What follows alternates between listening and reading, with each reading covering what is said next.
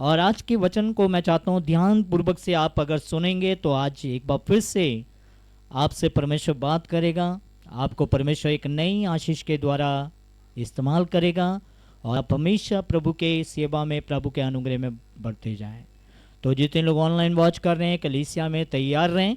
आइए हम प्रभु के वचन को निकालेंगे। आज हम एक पुराने नियम से एक वचन को पढ़ने के लिए जा रहे हैं, जो कि दानियेल नबी की पुस्तक, उसका 6 अध्याय,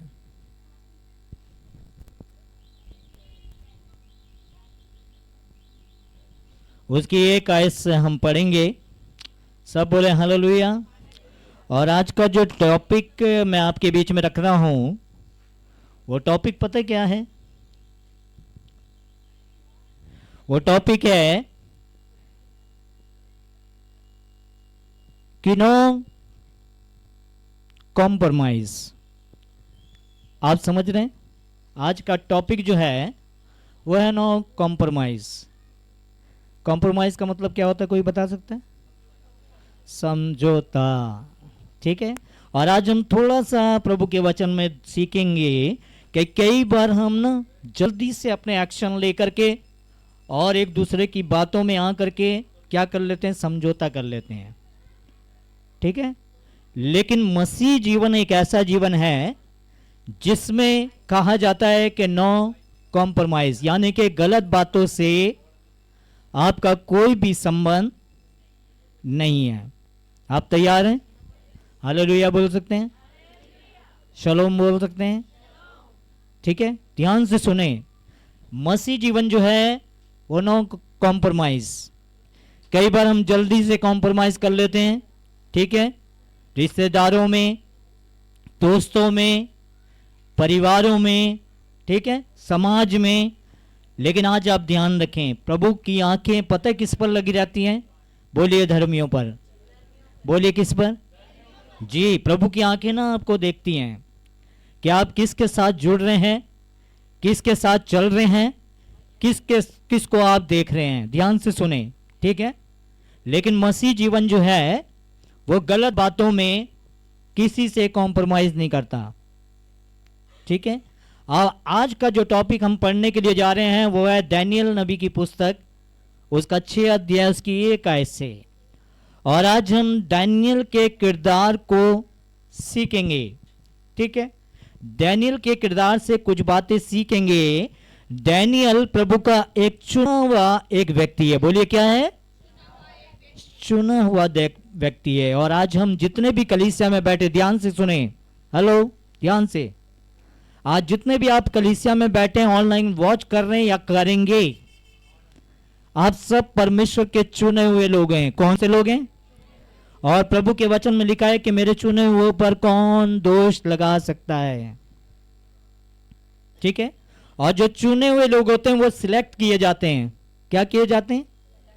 अलग किए जाते हैं। ठीक है। उनको रिस्पॉन्सिबिलिटी दी जाती है, काम दिए जाते हैं ताकि वो सेपरेट रहें और अपने अपने कामों को करें। ठीक है। दानियेल को खुदा ने चुना। दानियेल को खुदा ने चुना। अब दानियेल के विषय में कहा जाता है कि इसकी 6ठी आयत और उसकी 1 आयत से मैं चाहता हूं कि आप पढ़ें। और आज हम इसी पे थोड़ा फोकस करेंगे। क्यों दानियेल जो था वो परमेश्वर की नज़र में परफेक्ट था। ठीक है, कोई किसी भी बातों में उसने कॉम्प्रोमाइज़ नहीं किया, समझौता नहीं किया। लेकिन आज कई बार मैं और आप अपने बातों के द्वारा कई चीज़ों में कॉम्प्रोमाइज़ करते हैं। तो ध्यान से सुने। हाँ जी, 1 आयत से पढ़ें जी। दारा को ये अच्छा लगा। दारा मतलब यानी कि एक राजा था जिसका नाम दारा था। क्या था? दारा। बोलिए दारा था जी। दारा को ये अच्छा लगा जी कि अपने राज्य के ऊपर हाँ। 120 ऐसे अधिपति ठहराएं हाँ जो पूरे राज्य में अधिकार रखें। जी। दारा राजा को ये अच्छा लगा कि उसने अपने राज्य के ऊपर 120 ऐसे अधिपति ठहराए जो पूरे राज्य में क्या करें? अधिकार रखें। अधिकार रखे। अधिकार का मतलब क्या होता है, कोई बता सकता है? अधिकार का मतलब क्या होता है, कोई बता सकता है? अधिकार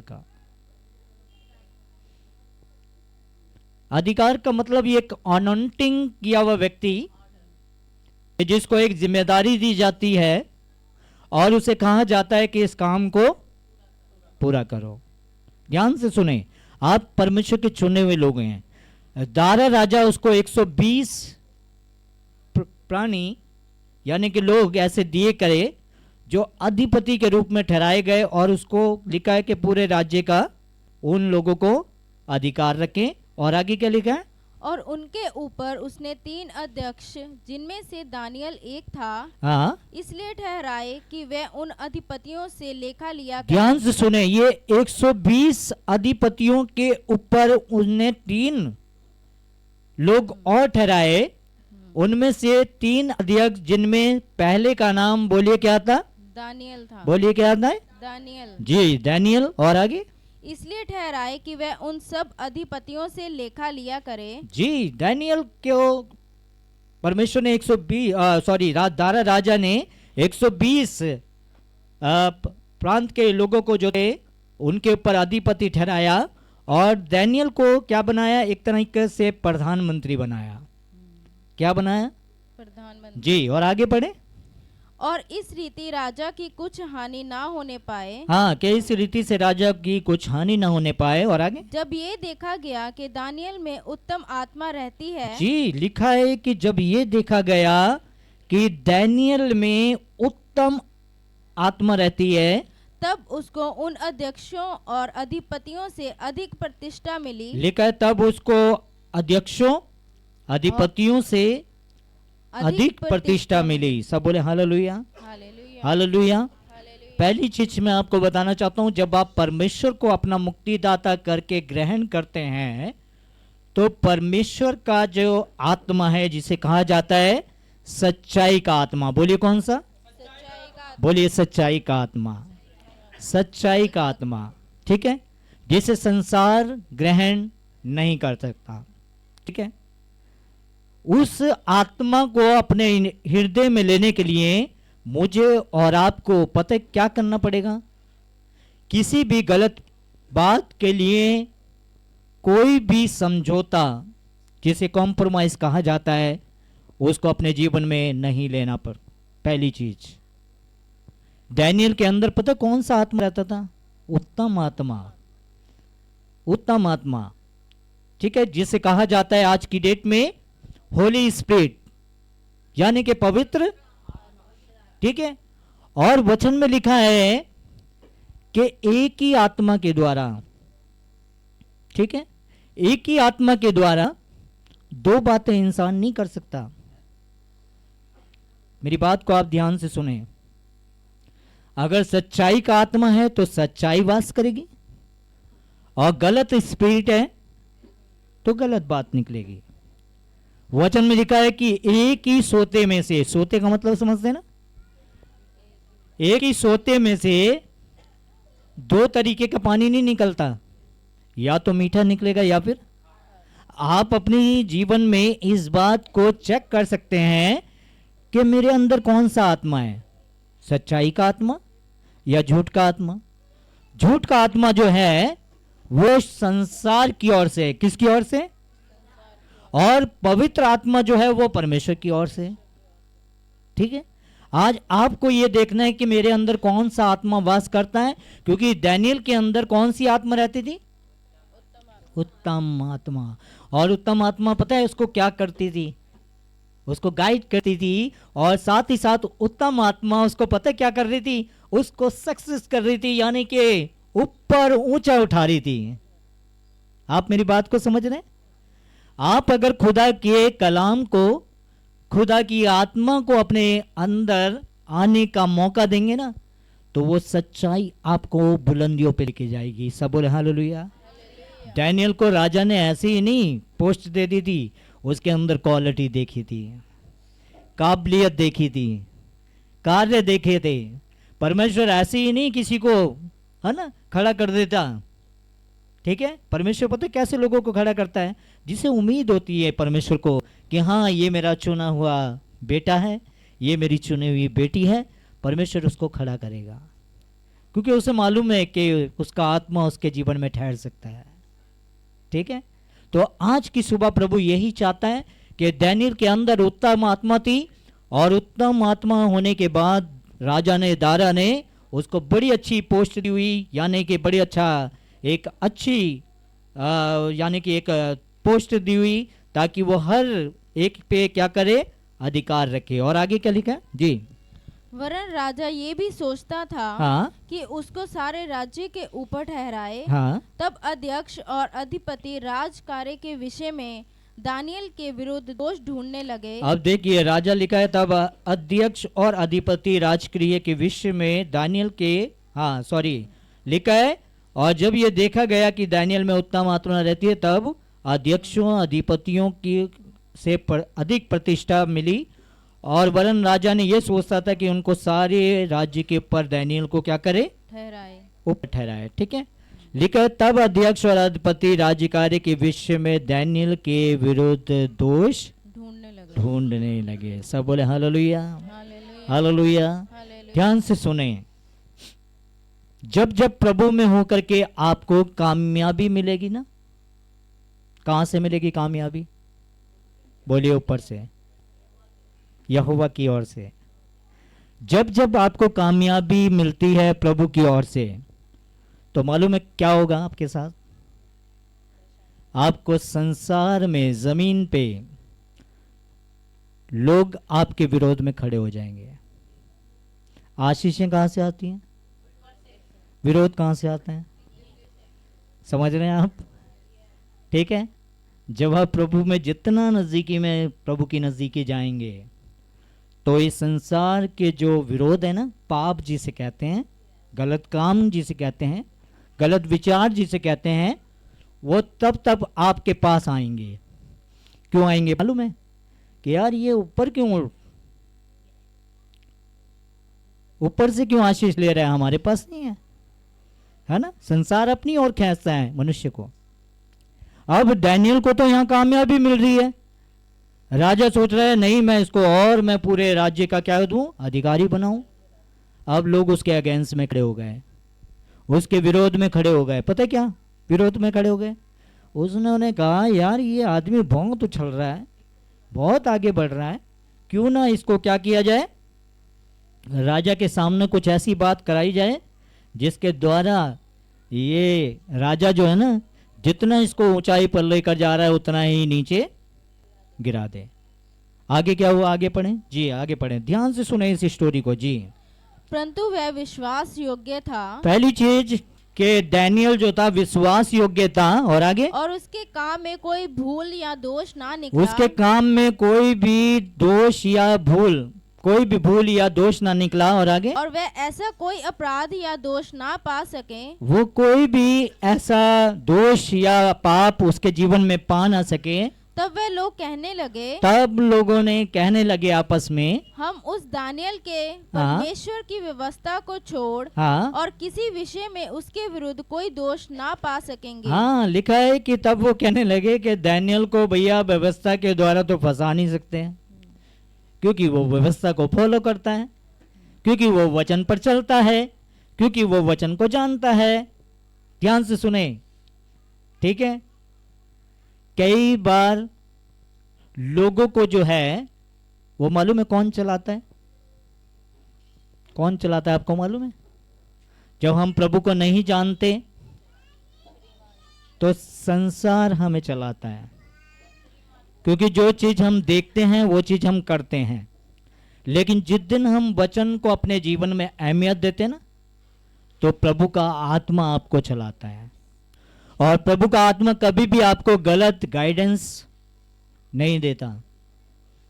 ध्यान से सुने, प्रभु का आत्मा कभी भी आपको गलत गाइडेंस नहीं देगा, गलत जगह नहीं भेजेगा, वो वहीं भेजेगा जहां उसको जरूरत है।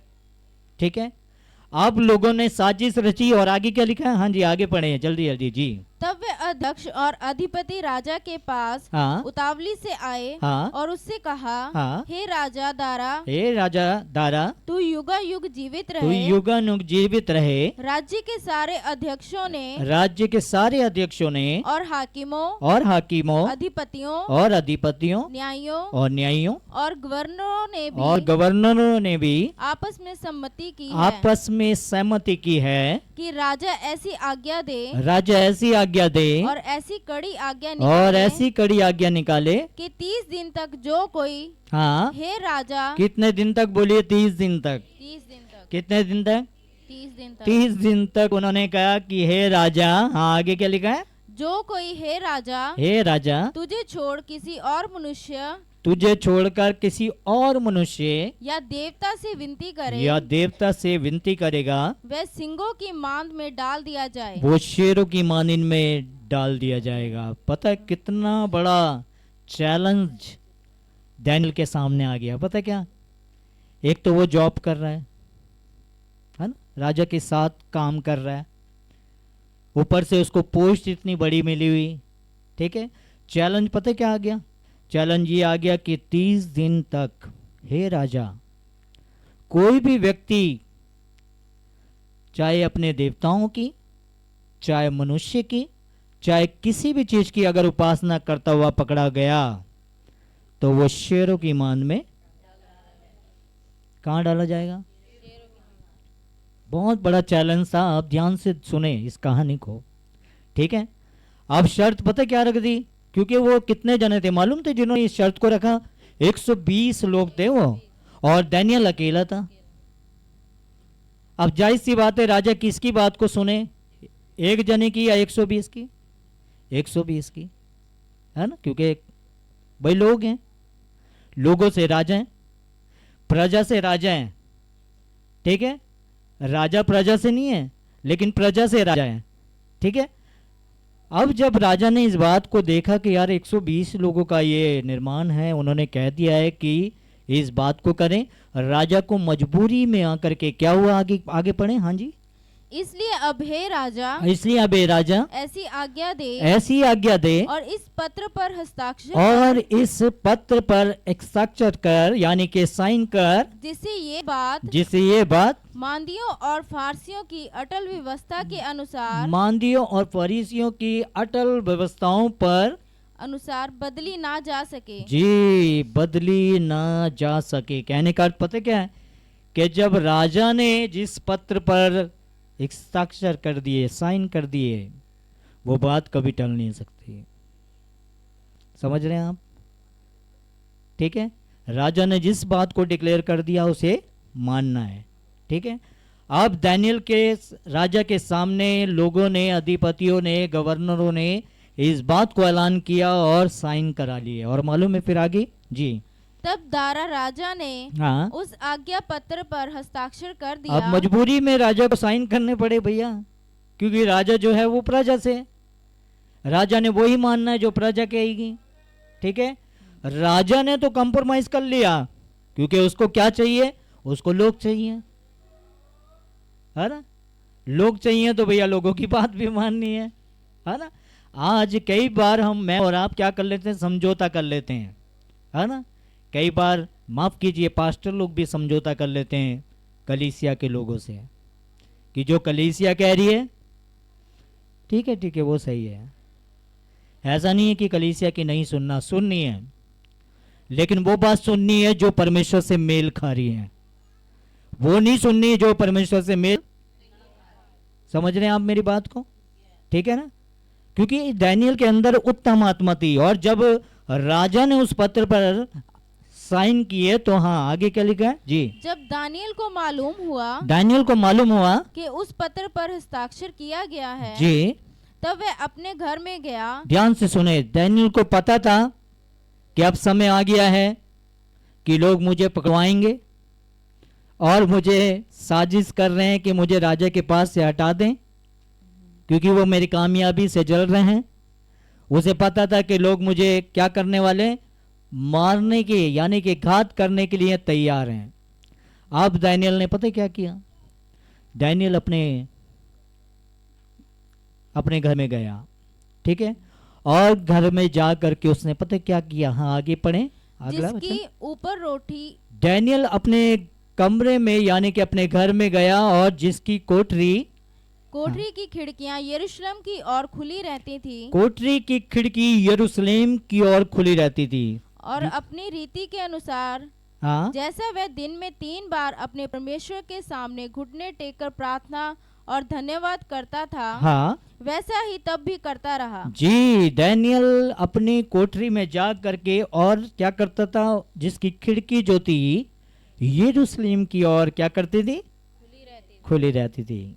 ठीक है, आज मैं एक छोटी सी बात बताता हूँ कि आज हम अपने घरों को बनाते हैं, अपनी खिड़कियां हम कहाँ निकालते हैं, कोशिश करते हैं कि जैसे दरवाजे हैं उसी जगह हम खिड़कियां, लेकिन पहले के ज़माने में पता क्या होता था, पहले के ज़माने में जब घर लंबे बनते थे ना तो उनकी खिड़कियां ऊपर बनती थी,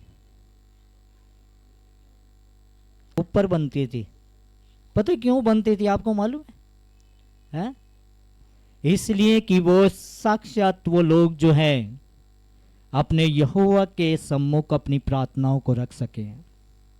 उनकी वेदी जो थी ना वो खिड़की थी, वो आसमान था जैसे आसमान दिखाई दे। ध्यान से सुने, आज तो हमने जगह जगह ऑल्टर बना लिए।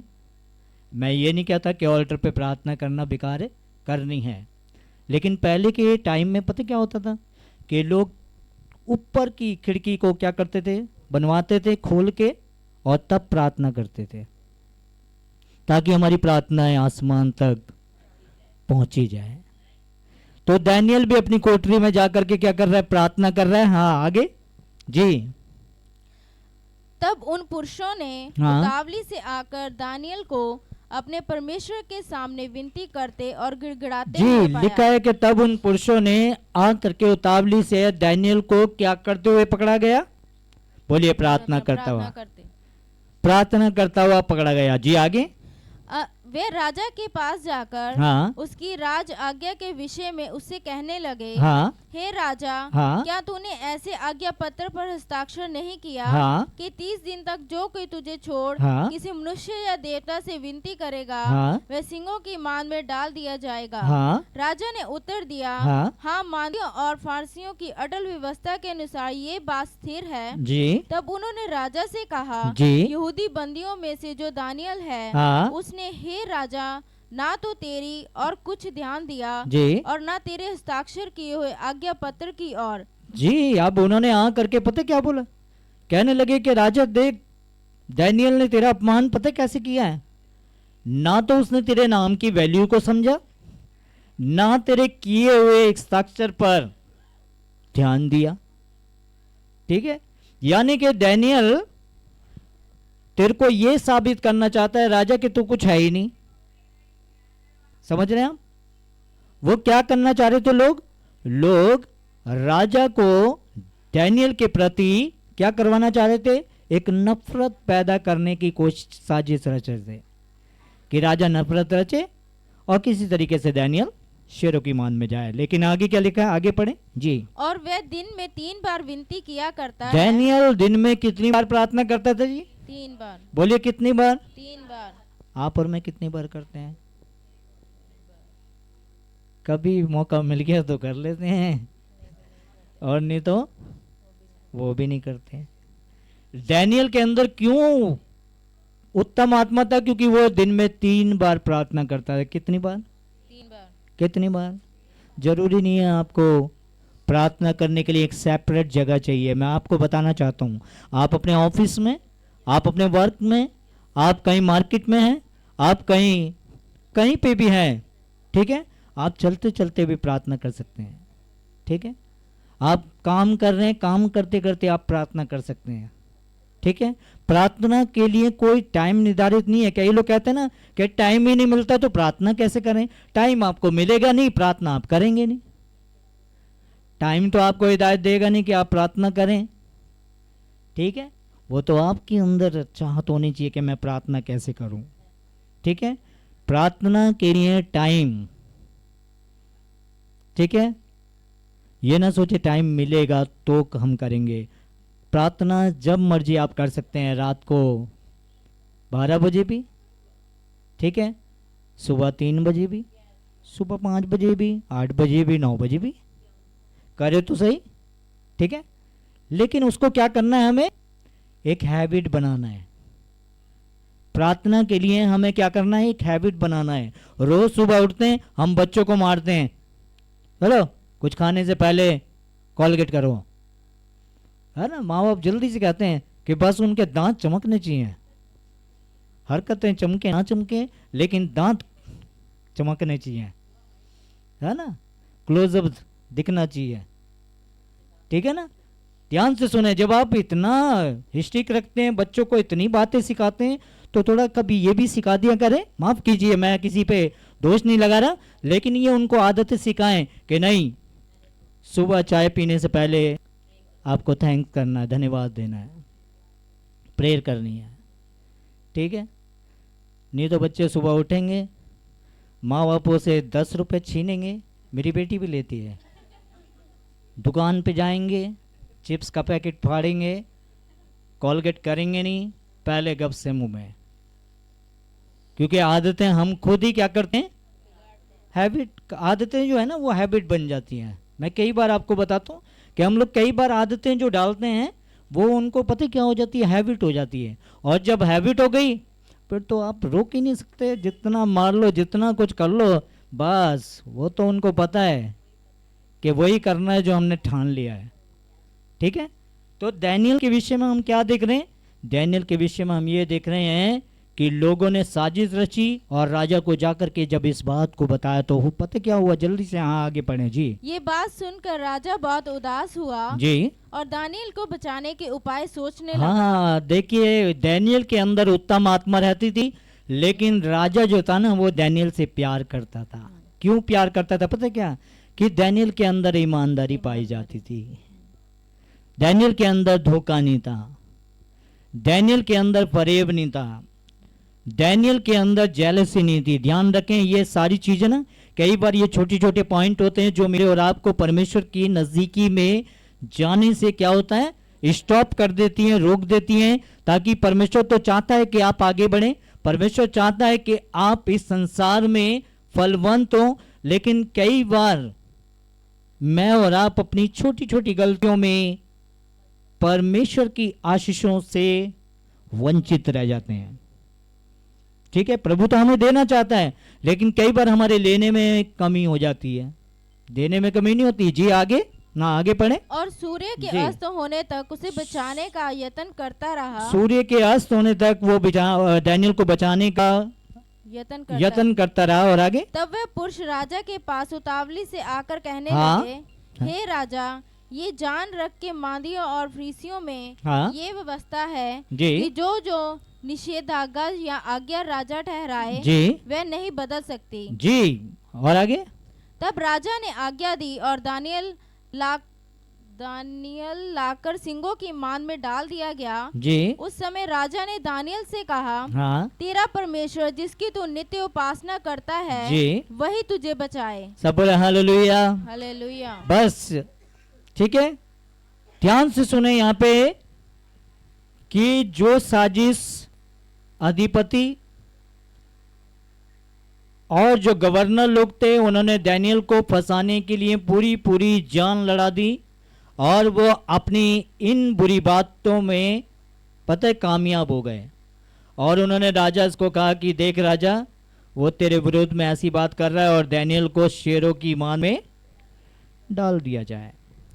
अब डैनियल को बोला, डैनियल को पता क्या बोला, चलो जी डैनियल साहब शेरों की मान में, ठीक है। आगे क्या लिखा है जी, आगे पढ़े। तब एक पत्थर लाकर उस गड्ढे के मुंह पर रखा गया। अब डैनियल को शेरों की मान में डाल दिया गया, ध्यान से सुने जी। और एक पत्थर जो था उसके उस द्वार पर जिसमें डैनियल को जिस गुफा में डाला गया था, उस द्वार को बंद कर दिया एक बहुत बड़े पत्थर को लगा करके। और राजा ने अपनी अंगूठी से उस पत्थर पर निशान लगाया। निशान लगाने का मतलब पता क्या होता है, सील कर दिया कि राजा की बोली हुई बात को कोई भी झुटला नहीं सकता। राजा ने उस पत्थर को क्या कर दिया, लगा दिया। और आगे, तब राजा अपने महल में चला गया और उस रात को बिना भोजन पड़ा रहा। अब देखिए, राजा ने ये ऐलान तो कर दिया कि उसको शेरों की मान में डाल दें, लेकिन राजा जब अपने महल में गया ना, तो पता क्या हो गया, हलबली शुरू हो गई। हलबली का मतलब पता क्या होता है, खलबली शुरू हो गई। खलबली का मतलब पता क्या होता है? बेचैनी शुरू हो गई। पता क्यों? क्योंकि दानियल परमेश्वर का चुना हुआ पात्र था, और जो व्यक्ति चुने हुए लोगों पर क्या करता है? दोष लगाता है, या उसके अगेंस्ट में खड़ा होता है, इसके विरोध में खड़ा होता है, तो परमेश्वर का आत्मा क्या करता है? काम करना शुरू होता है। वो व्यक्ति तो क्या हो रहा है? चुप हो गया, जिसको शेरों की मान में डाल दिया गया। लेकिन अब परमेश्वर का आत्मा जो है ना, वो राजा को क्या कर रहा है? राजा जो है अपने महल में जब गया तो वो क्या करने लगा? लिखा है कि राजा जब अपने महल में गया तो वो घबरा गया। और आगे क्या लिखा है जी? बिना भोजन पड़ा रहा। और लिखा है राजा महल में गया और बिना भोजन कहे वहां पड़ा रहा। और आगे? और उसके पास सुख विलास की कोई वस्तु नहीं पहुंचाई कोई गई। भी सुख विलास की चीजें उसके पास पहुंचाई नहीं गई। हाँ? और उसे नींद भी नहीं आई। उसको नींद भी नहीं आई। भोर को पौ फटते ही हाँ? राजा उठा।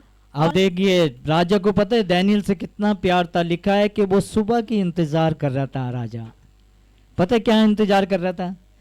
लिखा है कि उसने कोई भी खाना नहीं खाया, भोजन नहीं किया, कोई भी अच्छी वस्तु उसके पास नहीं लाई गई। वो भोर का इंतजार कर रहा है, सुबह का। पता है क्या इंतजार कर रहा है? कि मैं कब सुबह हो और शेरों की मान में जाऊं और दानियल का हाल चाल देखूं कि वो कैसा है, क्योंकि वो मेरा धर्मी जन है। ठीक है? जैसी भोर हुई, हाँ आगे क्या लिखा है? राजा उठा और सिंगों के गड्ढे की और फुर्ती से चला राजा गया। उठा और शेरों की सिंगों की उस गुफा में जा करके जब वहां पहुंचा, हाँ, जब राजा गड्ढे के निकट आया, गड्ढे के निकट आया, तब शोक भरी वाणी से अब चिल्लाने देखिए हो लगा। क्या रहा है। लिखा है कि जब राजा वहां शोक भरी वाणी से दानियल को पुकारने लगा, और दानियल से कहा, और दानियल से कहा, हे दानियल, हे दानियल, हे जीवते परमेश्वर ध्यान के से दास, सुने। राजा जानता था कि दानियल जिस परमेश्वर की सेवा कर रहा है वो परमेश्वर जीवता परमेश्वर है। ऐसा बोले हालेलुया, हालेलुया। हालेलुया। जोरदार ताली बजा दें। आप कौन से परमेश्वर की उपासना करते हैं मालूम है? बोलिए जीवते परमेश्वर की। बोलिए जीवते परमेश्वर की। राजा ने जा करके दानियल को इस आवाज में पुकारा कि हे दानियल, जीवते परमेश्वर के दास। और जैसी इन शब्दों को दानियल ने सुना तो आगे क्या लिखा है? क्या तेरा परमेश्वर, हाँ, जिसकी तू नित्य उपासना करता है, ध्यान से सुने। अब वहां पे पता क्या हो रहा है? कहता है क्या तेरा परमेश्वर जिसकी तू नित्य उपासना करता है। पहले राजा ने पता है उसे क्या कहा? कि दानियल जीवते परमेश्वर के दास। फिर राजा कह रहा है कि क्या तेरा परमेश्वर, हाँ हाँ क्या लिखा है? आगे पढ़े। जिसकी तू नित्य उपासना जिसकी करता तू है, नित्य उपासना करता है, दुआ करता है, संगति में जाता है, हाँ आगे, तुझे सिंगों से बचा सका क्या है। वो तुझे परेशानी से निकाल सकता है? जी आगे। तब दानियल ने राजा से कहा, स्टॉप। राजा ने यह ऐलान किया, पता क्या? कि जीवते परमेश्वर के दास, क्या तेरा परमेश्वर जिसकी तू नित्य उपासना करता है, कि क्या उसने तेरे को इस शेरों की मांद से बचा लिया है? मालूम है जवाब क्या आया?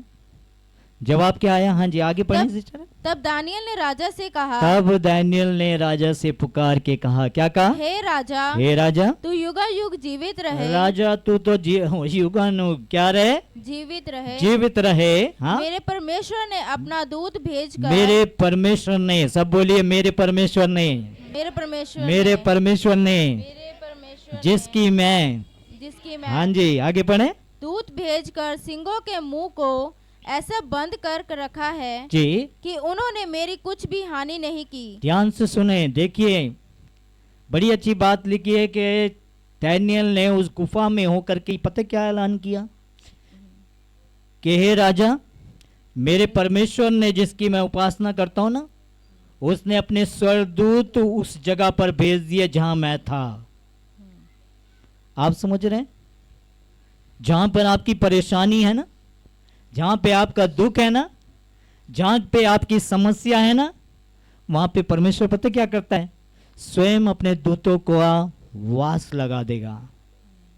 अपने दूतों को खड़ा कर देगा वो आपकी परेशानियों में। ठीक है, परमेश्वर ने अपने दूतों को भेज करके दानियल को क्या किया, उस गड्ढे में से, उस शेरों की मान में से बचा लिया। जी आगे पढ़े। इसका कारण ये है, इसका कारण पता क्या था, दानियल कह रहा है कि इसका कारण पता क्या है, परमेश्वर ने क्यों मुझे बचाया है। जी आगे, कि मैं उसके सामने निर्दोष पाया गया। Praise the Lord, hallelujah. Daniel ने कहा कि हे राजा, मैं तेरी आंखों के सामने शायद मैं निर्दोष ठहरूं या ना ठहरूं, लेकिन परमेश्वर की आंखों के सामने मैं निर्दोष हूं। समझ रहे हैं आप, किसी व्यक्ति के सामने हो सकता है जाने अनजाने आप दोषी ठहराए जा सकते हैं, लेकिन परमेश्वर के आगे कभी भी अपने आप को दोषी ना ठहराएं। कहीं ऐसा ना हो कि परमेश्वर के दूसरे आगमन में परमेश्वर आपके लिए कोई भी दोष लगाए। दानियल निर्दोष था। ठीक है, दानियल के अंदर उत्तम आत्मा रहती थी। दानियल दिन में 3 बार प्रार्थना करता था। दानियल खुद ब खुद परमेश्वर के साथ साथ चलता था। ठीक है, तो इसलिए परमेश्वर ने उसको शेरों के मानिन में से क्या कर लिया, बचा लिया। और आगे लास्ट आयत पढ़ दें जी। और हे राजा, तेरे सम्मुख भी मैंने कोई भूल नहीं की। जी राजा, मैंने तेरे साथ भी कोई ऐसी भूल नहीं की। आगे, तब राजा ने बहुत आनंदित होकर दानियल को गड्ढे में से निकालने की आज्ञा दी। राजा ने आनंदित होकर दानियल को निकालने की आज्ञा दी। और आगे, दानियल गड्ढे में से निकल गया जी, और उस पर हानि का कोई चिन्ह ना पाया जी, गया। शेरों के मुंह को परमेश्वर ने क्या कर दिया, बंद कर दिया। ठीक है, शेर उसके सामने घूम रहे हैं, लेकिन मजाल है कि वो दानियल को खरोच मार सके, क्योंकि मालूम है शेरों को क्या दिख रहा था। शेरों को दानियल नहीं दिख रहा था, शेरों को दानियल के अंदर परमेश्वर का वास दिख रहा था। हालेलुया। इसलिए परमेश्वर के वचन में लिखा है कि मेरे चुने हुए पर कौन दोष लगा सकता है। अगर आप प्रभु के लोग हैं ना, ठीक है, तो आपके ऊपर कोई भी आँच प्रभु आने नहीं देगा, कोई भी आँच प्रभु आने नहीं देगा, है ना। एक बड़ा अच्छा डायलॉग है ना, मुद्दई लाख बुरा चाहे सबको याद है। ठीक है, लेकिन वही होता है जो, क्या बात है ना। मुझे पता है हमारी कलीसिया बिल्कुल परफेक्ट है, माफ कीजिए है ना। मैंने बात छेड़ दी तो मैं आधा मुझे याद था, लेकिन आधा मुझे आ गया आप लोगों से सीख है।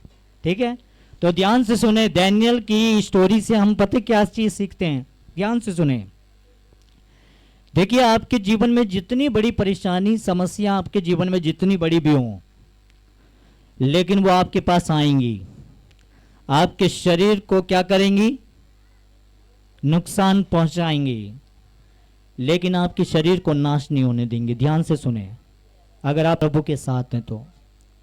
ठीक है, समस्या आने दो, तूफान आने दो, बारिशें आने दो, ठंड आने दो, ठीक है, लेकिन ये चीज़ें आपको नुकसान नहीं करेंगी। ये चीज़ें आएंगी, पता क्यों आएंगी, आपकी आजमाइश के लिए, कि आप कितने परफेक्ट हैं परमेश्वर के प्रति, कितने वफादार हैं परमेश्वर के प्रति। मालूम है क्या हुआ, परमेश्वर ने शेरों के मुंह को बंद कर दिया और दानियल को बचा लिया। जब वो परमेश्वर जो शेरों के मुंह से दानियल को बचा सकता है, तो क्या वो परमेश्वर मेरे और आपको हमारे हालातों से, हमारी परेशानियों से, हमारी समस्याओं से, क्या वो परमेश्वर हमें नहीं बचा सकता?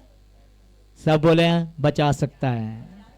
हालेलुया, वो बचा सकता है। आज भी उसका जोरावर भरा हाथ, वो पता है किसके ऊपर बना रहता है, मेरे और आप पर बना रहता है। तो परमेश्वर के हाथों में, वचन में लिखा परमेश्वर के हाथों में, उसके बलवंत हाथों में क्या करो, उसके बलवंत हाथों में दीनता से बने रहो, ताकि वो उचित समय पे आपको क्या करे। हालेलुया, आप परमेश्वर के बलवंत हाथों के नीचे दीनता से जब बने रहेंगे ना, तो समय आएगा कि परमेश्वर ऊंची सपे पे आपको बढ़ाएगा। ठीक है। डैनियल को लोगों ने पता क्या किया, उसकी पोस्ट से उसको उतार दिया। ठीक है, उसको मार डालने की साजिश रची। लेकिन जब राजा ने उसे बाहर निकाला होगा ना, तो मालूम है डैनियल को कौन सी पोस्ट मिली? डैनियल को प्रधानमंत्री की पोस्ट मिली। जोरदार ताली बजाएंगे।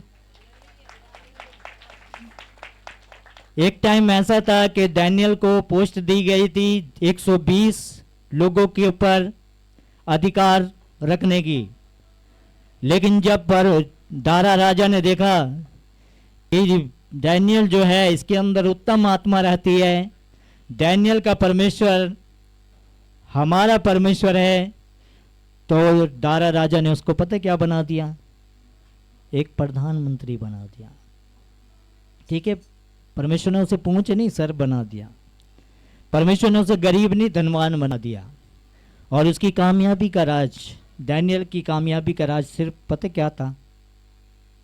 कि वो परमेश्वर की आत्मा को अपने जिस्म में, अपने दिलों में क्या करता था? ले करके चलता था। आज हमारी कामयाबी को जो हासिल करेगा ना, वो पता क्या है? वो हमारी मेहनत नहीं है अजीजों। कई बार कहते हैं ना कि हम अपनी कामयाबी के कारण, है ना, क्या कर पाए? इस मुकाम पर पहुंचे हैं। ठीक है, वचन बताता है ना तो बल से न शक्ति से, लेकिन तेरी आत्मा के द्वारा क्या हो जाएगा? ये पहाड़ भी टल जाएगा। हालेलुया। हाथ उठा के बोले हालेलुया। ना तो आप अपने बल से, ना आप अपनी ताकत से किसी चीज को हासिल कर सकते हैं, और अगर कर सकते हैं तो परमेश्वर के आत्मा के द्वारा। क्योंकि जो आत्मा की अगुवाई में होकर के चलते हैं ना, वो आत्मा की सुनते हैं। ध्यान से सुने, जो आत्मा की अगुवाई में होकर के चलते हैं वो आत्मा के अनुसार चलते हैं। जो शरीर की बातों के अनुसार चलते हैं वो शरीर की सुनते हैं।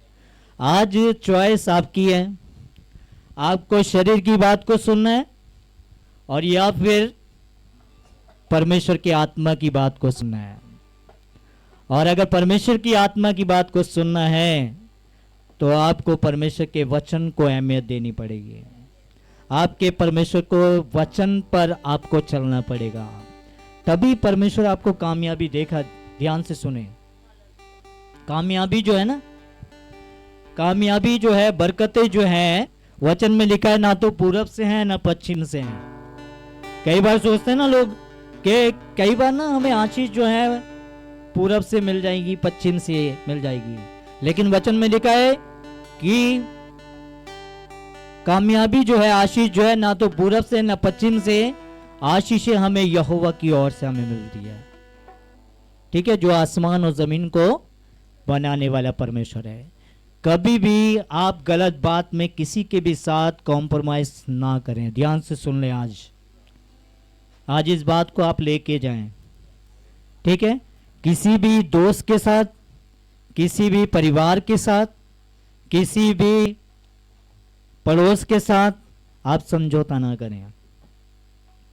क्योंकि वो अगर समझौता आपने कर लिया ना, तो आप पता क्या बन जाएंगे? आप उसके गुलाम बन जाएंगे। और परमेश्वर नहीं चाहता कि आप गुलाम बने, आप नौकर बने। ठीक है, कई बार हम समझौता कर लेते हैं, ये समझौता पता कहाँ ले जाता है? गलत ट्रैक पे ले जाता है। गलत ट्रैक पे जरा सी बस कहते हैं ना, दुर्घटना घटी, नजर हटी और दुर्घटना। तो आपने अगर समझौता कर लिया तो समझ लो पता क्या हो रहा है? क्या हो रहा है? आपने जैसी समझौता करा, इसका मतलब पता क्या हो रहा है? कि आप परमेश्वर की नहीं, आप मनुष्य की सुन रहे हैं। ठीक है, कई बार मैं इस बात को अपने जीवन में क्या करता हूं, कोशिश करता हूं कि नहीं प्रभु, मैं वो काम करूं जो तेरी मर्जी के मुताबिक हो। मैं वो काम ना करूं प्रभु जो कि संसार को दिखाने वाली बातें, है ना। कई बार मेरी बातों से ना, कई बार ना लोग कहते हैं क्या ना, कई बार परिवार वाले भी कहते हैं ये कैसा है, इसको तो किसी के लिए भी प्यार नहीं है। परिवार के प्रति है प्यार, ठीक है, प्यार बोल के नहीं बताया जाता, प्यार करके दिखाया जाता है, ठीक है। तो इसलिए कोई भी बात में कॉम्प्रोमाइज ना करें। क्यों? क्योंकि पता क्या होता है, इजराइलियों ने ना एक वचन में लिखा है, मैं पढ़ाऊंगा नहीं, समय बहुत ज़्यादा हो गया है, ठीक है। आज आपका समय मैं इसलिए ले रहा हूँ कि आज आपके लिए आत्मिक खुराक तो आपको दी है टाइट, लेकिन शारीरिक खुराक भी आपके लिए टाइट बन रही है, ठीक है। खाना बड़ा अच्छा बन रहा है आपके लिए, ठीक है। तो इसलिए समझौता कभी ना करें। परमेश्वर ने इज़राइल को एक देश में भेजा, मालूम है क्या करने को? यहोवा ने बात करी अपनी कौम से कि उस देश में जाना और उस देश को क्या कर देना, तहस नहस कर देना। अब इजरायली गए, सेना गई, अब जा करके उन्होंने पता क्या देखा, जब उस देश को देखा ना, यहाँ पे तो इतनी अच्छी अच्छी चीजें हैं, है ना। कुछ लोग मिल गए उनको। अब जैसे ही लोग मिल गए ना, उन्होंने कहा कि यार ऐसा करो, कोई बात नहीं, इनको ना परमेश्वर ने तो कहा था इनको खत्म कर दो, लेकिन उन्होंने ना उनको दोस्त बना लिया। कोई बात नहीं भाई, तुम अपने कुमार से फिर जाओ और तुम ना हमारे जो हम काम करते हैं हमारे साथ आ जाओ। उन्होंने कॉम्प्रोमाइज़ कर लिया। मालूम है वो कॉम्प्रोमाइज़ क्या हुआ आगे? इजराइलियों के लिए एक फंदा बन गया। समझ रहे हैं आप? कई बार हम अपने डिसीजन ले लेते हैं बहुत जल्दी। कैसे डिसीजन? कोई बात नहीं भाई साहब, है ना। कई बार मैंने आपको बताया, जब हम अपने रिश्तों को लेकर के जाते हैं ना बाहर, पादी साहब ऐसा हो गया, हमारे लड़के ने ना एक अदर कास्ट में एक लड़की ढूंढ ली है, और पादी साहब कोई बात नहीं, हम ना उसको दुआ करके और ब्लेसिंग करके अपने घर में ले आएंगे, और हमें विश्वास है भाई साहब कि वो लड़की ना विश्वासी बन जाएगी। वो लड़की क्या बन जाएगी? पादी साहब भी कहते हैं बेटा वो विश्वासी बने ना बने, लेकिन तू जरूर अविश्वासी बन जाएगा। समझ रहे मेरी बात? जो जितने भी यंग बच्चे हैं ध्यान रखें, अपने फैसले सोच समझ के लें, ठीक है। वचन में लिखा है कि एक अविश्वासी का विश्वासी से कोई भी संबंध नहीं है, ठीक है। हो सकता है चाहे वो आपके दोस्त हों, आपके परिवार हों, आपके पड़ोस हों, ध्यान करें, चेक करें, ठीक है। मैं ये नहीं कहता आप अपनी दोस्ती छोड़ दो, आप परिवार छोड़ दो, लेकिन आपने चेक करना है। अगर जो दोस्त मुझको मिल रहा है वो परमेश्वर की ओर से है, पहली चीज, ठीक है। अगर परमेश्वर की ओर से तो कॉम्प्रोमाइज है, और अगर परमेश्वर की ओर से नहीं है तो मैं हाथ जोड़ता हूं कि ऐसे लोगों से सावधान, बी केयरफुल, कि वो खुद तो डूबेंगे, लेकिन वो आपको भी लेके डूब जाएंगे, ठीक है। कहावत है ना कि हम तो डूबेंगे, आप कैसे बाहर रह रहे हैं, आप भी आ जाओ हमारी नगरिया में, है ना। तो आज ऐसे ही हो रहा है, ध्यान से सुने, आज ऐसे ही हो रहा है। कई लोग ना कॉम्प्रोमाइज करके, कोई बात नहीं भाई साहब, आप सिर्फ दुआ करते हैं। अब भाई साहब भी सोचते हैं यार क्या करूं मैं भी ना तो इधर का हूं ना उधर का हूं, इनको अगर दुखी कर दूंगा तो ये नाराज होके चले जाएंगे। अब भाई साहब भी बेचारे क्या करते हैं? अब लोग सोचते हैं कोई बात नहीं भाई साहब, हम तो डूब रहे हैं, आप भी आ जाओ। अबे यार भाई साहब को तो छोड़ दो, हैं? तो ध्यान से सुने कि ऐसा कोई भी गलत काम, गलत स्टेप ऐसा ना करें, है ना, कि जिससे कि बदनामी हो। और दूसरी बात पता क्या है कि पादी साहब की दुआएं ये कि आप बढ़ते जाएं, आपके जीवन में कोई भी ऐसा मोड़ ना आए कि जिससे कि आप किसी गलत ट्रैक पे जाएं।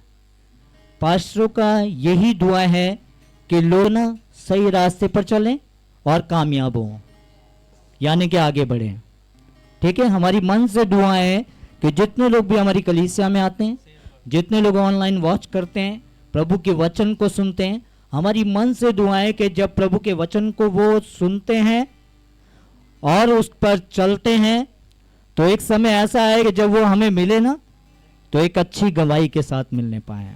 सब बोले आमीन, हालेलुया। तो किसी भी गलत बात से आज के बाद कोई भी कॉम्प्रोमाइज नहीं। कोई भी आता है, आपको हाय हेलो जय मसीह की करनी है, मिलना है, लेकिन उनके जैसा नहीं बनना। ध्यान से सुने, वचन में लिखा है अपनी भलाई से दूसरों की बुराई को क्या कर लो। ध्यान से सुने, अपनी भलाई से दूसरे की बुराई को क्या करना है। लेकिन बुराई इंतजार करती है हमारा, पता है क्या, आ तो जा भलाई मैं बताती हूँ तेरे को है ना, तो कितना धर्मी बन रहा है। ठीक है, तो अपने आप को इतना प्रभावशाली कर लीजिए कि जितनी भी बुराई आपके सामने आ जाए ना, आप उसको कह दो कि बुराई तेरा स्थान मेरे ऊपर नहीं है, तेरा स्थान मेरे नीचे है। ठीक है, बुराई को छोड़ना है और भलाई में लगे रहो। हालेलुया। तो प्रभु आज के वचन के द्वारा मैं उम्मीद करता हूँ कि आपने बहुत अच्छी बात को सुना है। आज से आप ये प्रण कर लें, अपने मन में रख लें कि कभी भी कोई गलत समझौता ना करें कि जिसकी वजह से हम परमेश्वर की आशीषों से वंचित रह जाएं।